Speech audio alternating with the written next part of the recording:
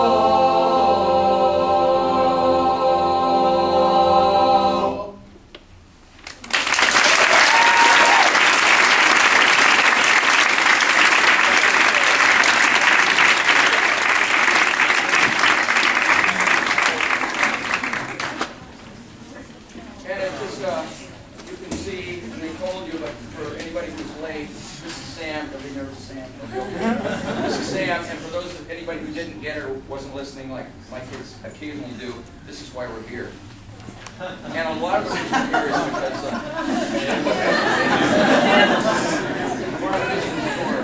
and the way that happened is that 5 years ago, my brother, right up there in the grave, was, you know, my less good-looking younger brother. And one day on spring vacation, he said, "I got this new sports car. Let's take a trip up from through the wine country, go to Monterey." We went up there. We discovered what I thought was the mission.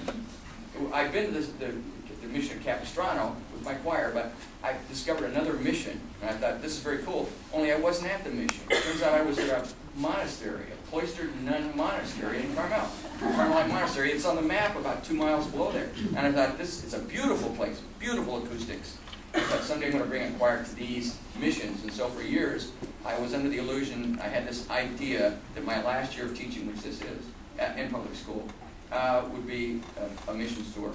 And so I soon discovered that it wasn't real missions, but there were 21 of them in huge musical tradition. And so I managed, of course, to find the experts, and that led me invariably and inevitably to Dr. Russell.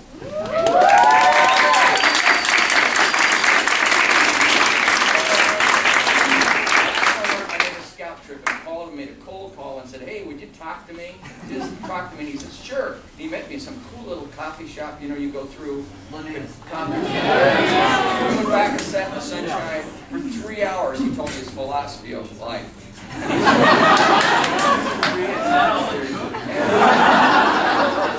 we even talked about mission music in there, so it was just great. And so he's my guru. The little I know, I got from Greg Russell. I got very little, a little bit of the vast amounts that he knows. So we had fun learning and getting to know this music with Sancho and some of the anonymous composers. As you must know, a lot of this music hasn't been performed for 200 years because they were waiting for him to come by and go to the archives and dig it out and realize the instrumental parts. So our big choir sings the Para da Luz, and you heard our countertenor sing the OK Suave. Well, you didn't, but you heard our countertenor and one of our sopranos do the OK Suave, and we'll just do a short little bit of the Missa en Sol by Sancho. We'll just do a song